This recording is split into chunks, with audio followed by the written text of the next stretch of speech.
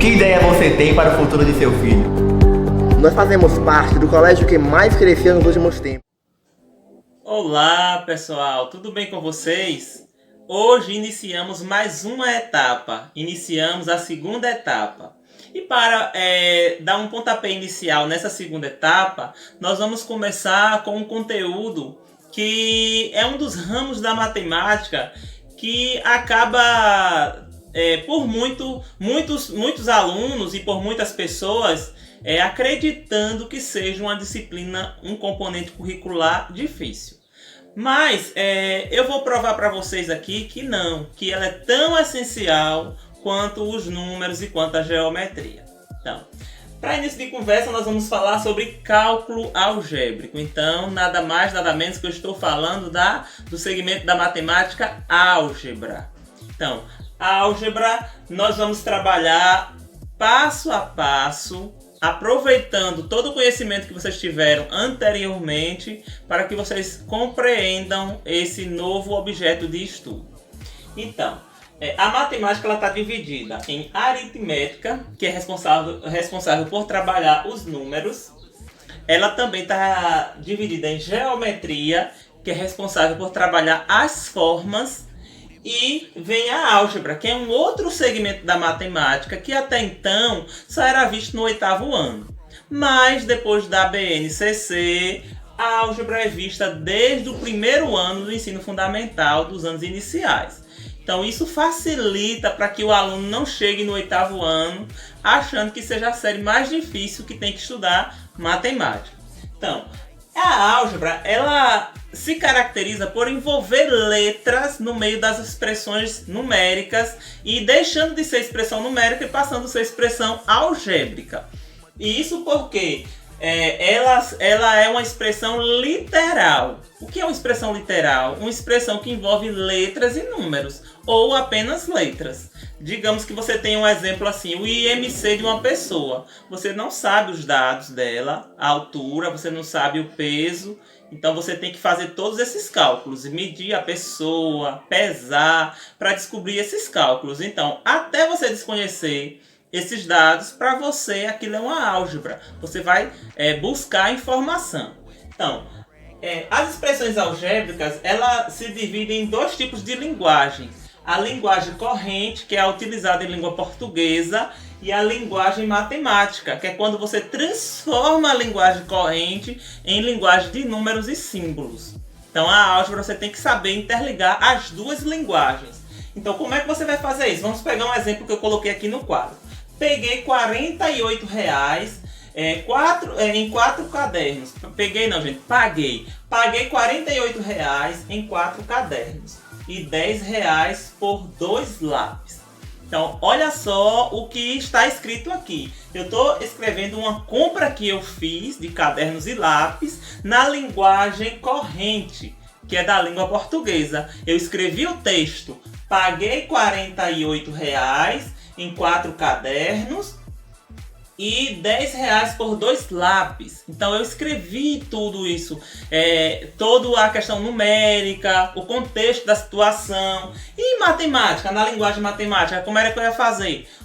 É como se os cadernos fossem X e é como se os lápis fossem Y. Por que eu coloquei letras diferentes? Porque são dois objetos diferentes. Na matemática, quando tem dois objetos diferentes, eu vou substituir eles por letras diferentes. Professor, teria que ser X e Y? Não. Usualmente, nos livros didáticos, normalmente eles usam X e Y, mas você pode usar qualquer letra, até um símbolo que você queira utilizar para substituir o objeto que você quer. Você pode fazer isso. Em vez de usar caderno, eu usei X. E em vez de usar lápis, eu usei Y. Então, quantos cadernos eu comprei? 4. Então vai ser 4x. Mas quantos lápis eu comprei? 2y. Então, se é 2 vezes o y, porque foram 2 lápis. E 4 vezes o x, porque foram 4 cadernos. Então, eu vou juntar, porque foi uma compra única. Se eu vou juntar, eu vou somar.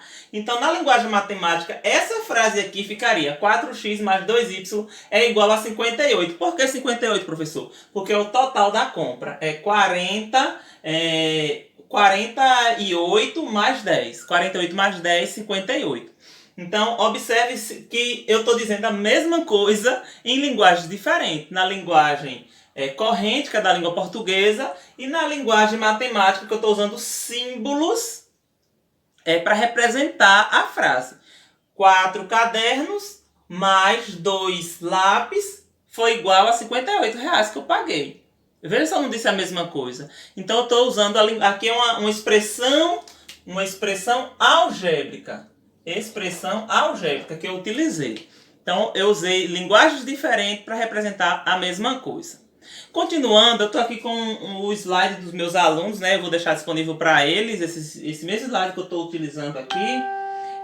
Digamos que, eu vou pegar um exemplo que eu trouxe aqui no slide. Digamos que eu tenho um perímetro de uma figura. Deixa eu apagar aqui para ficar mais legível para vocês.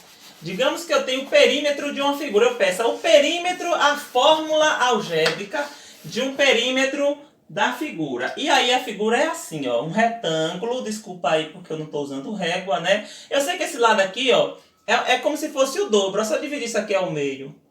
É o dobro, tá vendo? Então eu vou chamar de 2x. O dobro é 2, né? E esse lado aqui, se aqui é o dobro, eu vou chamar aqui de x. Se eu pedir para você, qual é o perímetro dessa figura, a fórmula algébrica que me dá o perímetro dessa figura na linguagem matemática? Então eu vou fazer o seguinte, ó, o perímetro, lá no nosso fundamental, lá no 5º, 4º ano, acho que até no 3º, você já estuda o perímetro da figura. Todo mundo sabe que o perímetro de uma figura é você somar todos os lados. Para achar a área, você multiplica um lado pelo outro. Para achar o perímetro, eu somo todos os 4 lados, nesse caso do retângulo. Então vai ficar 2x mais x, que foi esse e esse, mas esse lado aqui, ó, é paralelo a esse, ou seja, eles têm a mesma medida, então vai ser mais 2x, e esse lado é paralelo a esse. Então eles também têm a mesma medida, então vai ser mais x. Isso aqui é igual a quanto? Então eu vou somar, ó. Tenho 2x. Se eu somei com x, eu vou passar a ter 3x. Somei mais 2x, então vou passar a ter 5x. Somei com outro x, então vou passar a ter 6x. Então, o perímetro dessa figura é 6x. Digamos que se eu dissesse que x é igual a 2, então ficaria fácil agora de eu descobrir o valor numérico, que é outro ponto que você na álgebra é possível você encontrar o valor numérico se por acaso a questão lhe dá a incógnita, o valor desconhecido. A incógnita é o valor desconhecido.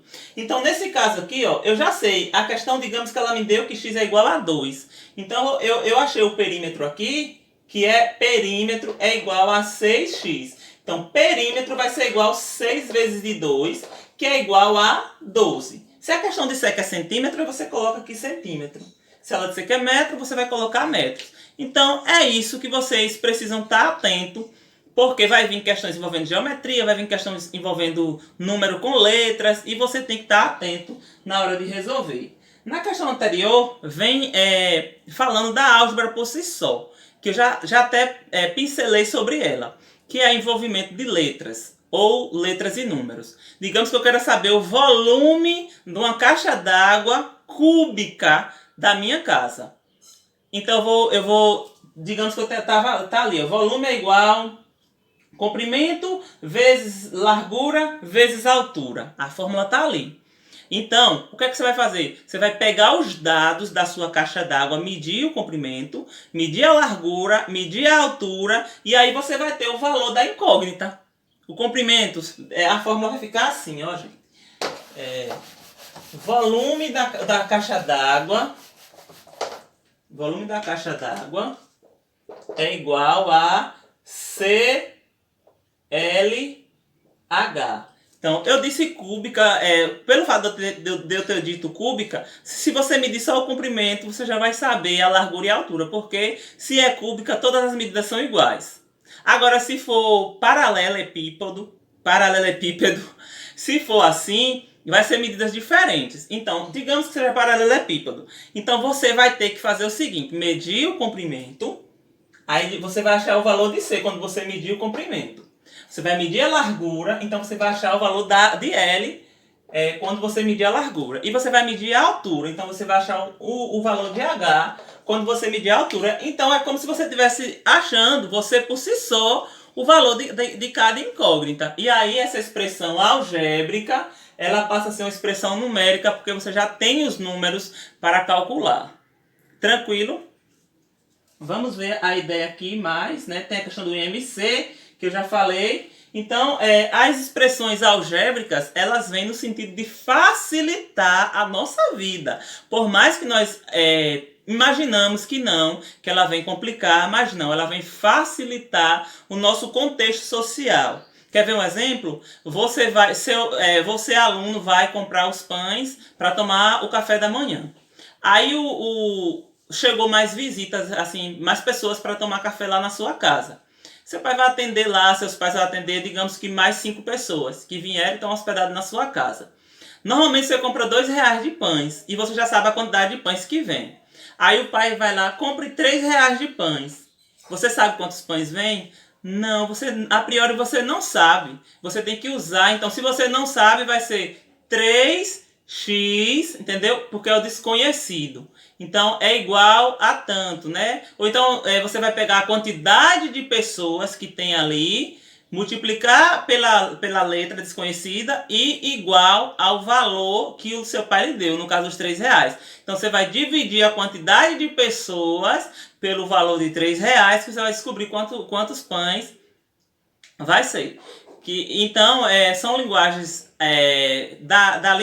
linguagens correntes da língua portuguesa que eu vou inserir a linguagem matemática e álgebra isso. O envolvimento de letras com números ou apenas letras, que é o caso dessa fórmula aqui que só tem letras, mas eu sei que cada letra dessa está substituindo um número e que eu vou descobrir posteriormente.